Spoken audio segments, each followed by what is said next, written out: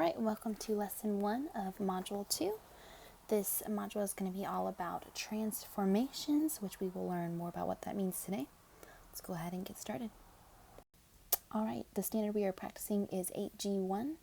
It's a geometry standard. There are 3 parts to it. You'll know that lines are taken to lines and that line segments to line segments of the same length. Angles are taken to angles of the same measure, and parallel lines are taken to parallel lines. And we'll talk more about what that means, and it'll make sense as we go throughout the next few lessons. Our objective today is that by the end of the lesson, you'll be able to define what a transformation is on a coordinate grid. Okay, you'll know you're successful when you can create and intuitively, and intuitively describe how to map one shape to another to prove congruence. So, for example, you might have a square that's like to the side right here, or a rectangle, and then it'll be over here, and you have to know how to explain how to show that those two are the same shape by moving it. So you might say, okay, I slide it up, and then I turn it that way.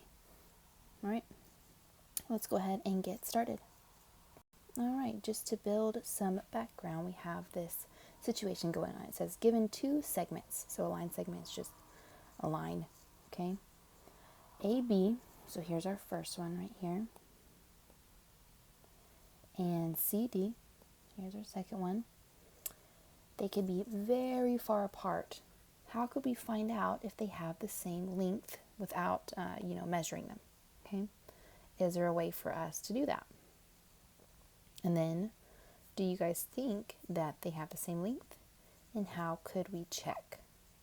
So looking at these two, I would say, I think that they probably are the same length, if not very close.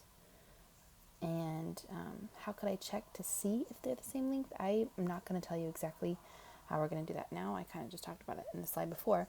But kind of brainstorm, what do you think you could do to see if these are the same length? Okay.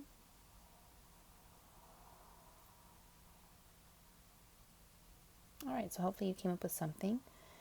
Down below it says, for example, given the quadrilateral A, B, C, D, where all 4 angles at A, B, C, and D are opposite sides, AD and BC are these 2 angles, or these 2 lines, AD and BC, are they the same length? What do you guys think? Well, yeah, of course these are the same length. This is a rectangle. That means the sides are the same. And we could prove it by literally sliding this over and showing that it is the exact same as this if we were to move it this way. Okay? So that's the same as this top one up here. And these movements are called transformations. Now there's a few different types of transformations, but all we would have to do is first maybe we would slide this way. That is what we're going to call a translation. So this line would probably now be right here. And then what we would do is we would tilt it up this way, or we would rotate it. That's a different kind of transformation. And then when we rotate it, it will probably line up right on top of this. So today we're going to just be describing, like I just did, different movements that we can use to map shapes onto one another to prove or disprove that they're the same length. Okay, let's move on. All right, just like we can prove that lines or line segments are the same length by, moving them and seeing if they overlap, we can also do the same thing with angles. Okay, so we can see if this angle, AOB, is the same as A prime, O prime, B prime, just by shifting them and moving them. So I would just take this and I would maybe scoot it over, right? Scoot it over so it's now right here. And then I would tilt it up and then see, does it match this shape right here? Okay? And again, that's what we're going to be doing today.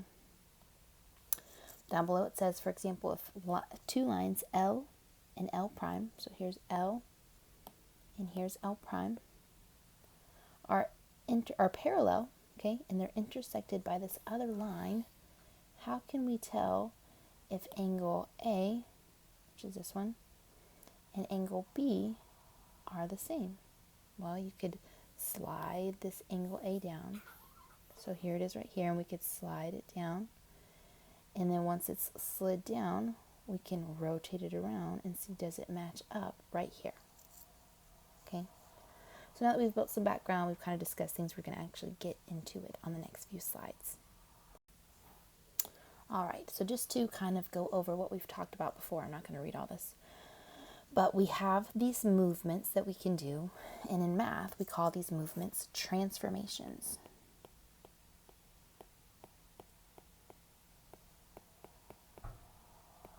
Okay, and I want you to write this down. So transformations are movements that we make to a shape.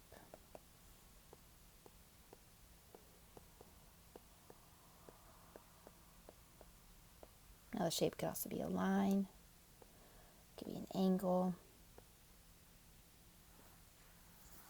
All right. Now, today, we're not going to really get into all the different kinds of transformations, but there are 4 different transformations that we're going to be using in 8th grade math. The first one that we're going to learn about, we're going to learn more about it tomorrow, is a translation. And this is basically just like a slide. You slide it up, slide it down, slide it to the side. Then we have a rotation. And it's pretty self-explanatory, right? So when you take something and you turn it. Then we have a reflection.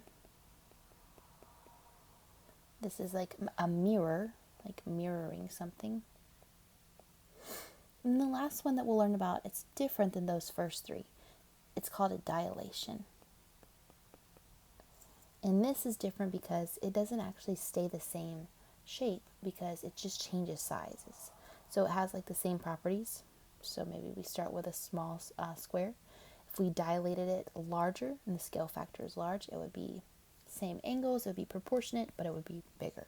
Okay, so these are the first 3 that we're going to focus on, and we're going to focus on these ones tomorrow. But all of these 4 different movements are called transformations. And this is what we're going to be learning about in this unit. Okay, let's move on. One word you're going to hear a lot in this unit is this word map. Okay, you're going to be asked to map shapes onto each other. So if this is shape 1 and this is shape 2, and you're asked to map it, basically it's going to say, like, give the directions of how you would get shape 1 to be shape 2. How would you get it there? What would you do? Well, if you think of a map, think of streets. First thing you're going to do is you're going to move it to the right. Okay? And when we're on a coordinate grid, it'll be like move 4 units to the right. Okay? 1, 2, 3, 4. And then you'll continue with your map and say, okay, well, now you need to go 2 units up. 1, 2. So that is how we are going to be explaining things. We're just going to be talking about units. It'll be on a coordinate grid, and we use this word map because it's like giving directions of how to get the shape to the next shape. Okay? All right, here's where we actually get into a little bit of practice with this exploratory challenge. It says describe intuitively. That just means just using your brain. There's no coordinate grid here. It's not mathematical right now. Just kind of explain how you would do it. What kind of transformation is required to move the figure on the left to each of the figures on the right? Okay? Begin by moving the left figure to each of the locations 1, 2, and 3. So I'm going to do the first one with you. So to get to shape 1. So to get this shape, I'll highlight it in blue. To be right here, how can I describe that movement? How would I get it there? Well, I would say maybe the first thing I'm going to do is slide it to the right. Okay, so then it's going to be probably like right around here, right? And then I would say slide it up.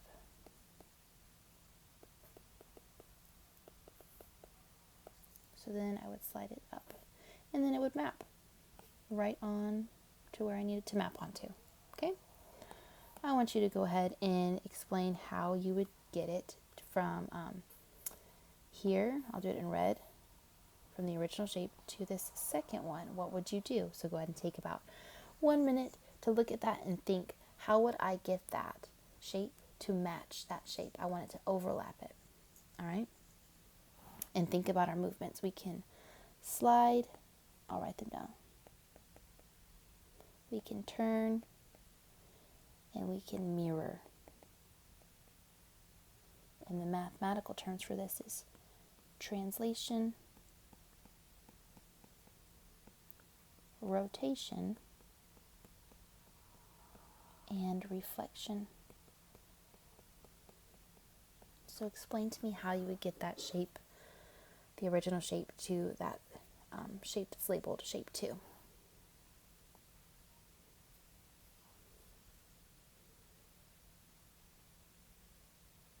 All right, hopefully you were able to pause the video and have enough time to do that. If not, still keep it paused and then come back and watch me explain it. So the first thing that I would do with this shape is I would slide it over. So I'd slide it over so it is about right here. Okay?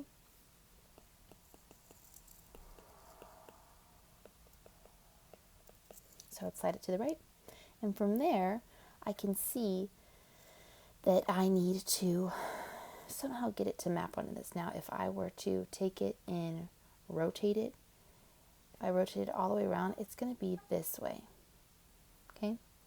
So maybe I'll rotate it all the way around.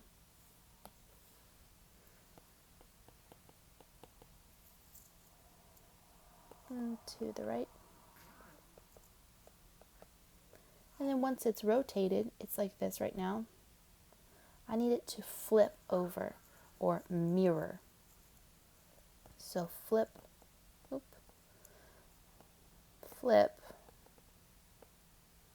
it over or mirror. And then it'll be on top of that shape. Okay? You're going to do one more of these. I want you to explain to me how you would get it from this original shape right here. Now have it green to this one all the way over here. Okay? Pause the video. And then once you have your answer down, come back and press play.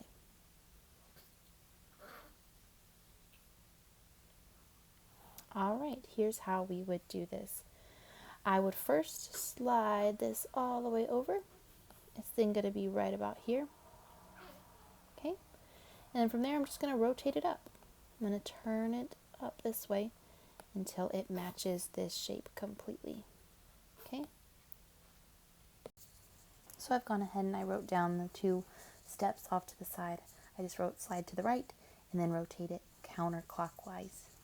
Okay? And again, I really want you to pay attention to these words, slide.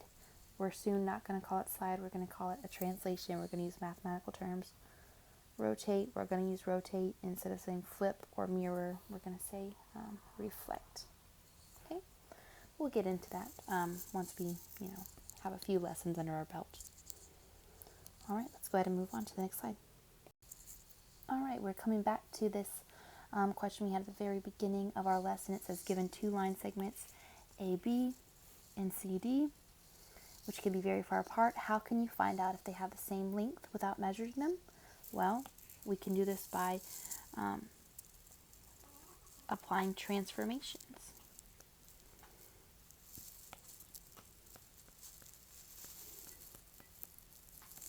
And when we have more than one movement, we call it a transformation sequence.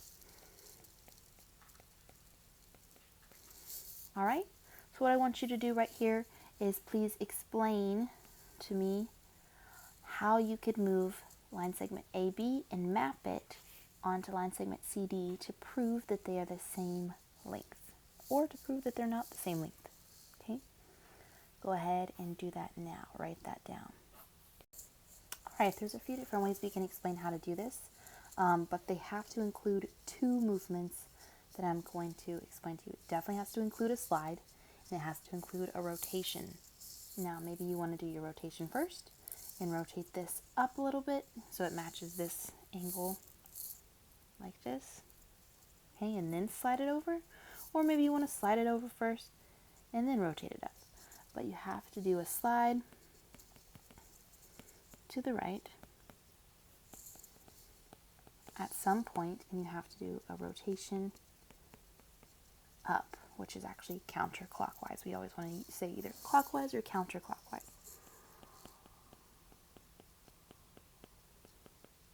Okay, it's up to you which one you do first, but those are the two movements you needed to do to map this shape onto the next shape, or this line onto the next line. Okay, let's go ahead and move on. All right, we're actually going to skip exercise 1 for now, so please just move on to the next slide. All right, here you have two shapes, and you'll see that it's kind of hard to tell which way they are rotated, but they've given you these little dots to kind of show you. I want you to go ahead and explain how you would map figure A onto the image of figure A, okay? And pause this video and then come back and check with my work. All right, you'll see off to the right where I wrote the two transformation sequences, the two movements we would need to make to map this figure onto the next figure. The first thing I did was I wrote that you would slide it over right here. So then it's going to be like this, where the two dots are still right there and this one's right here. And then I wrote that you would rotate it around. Okay.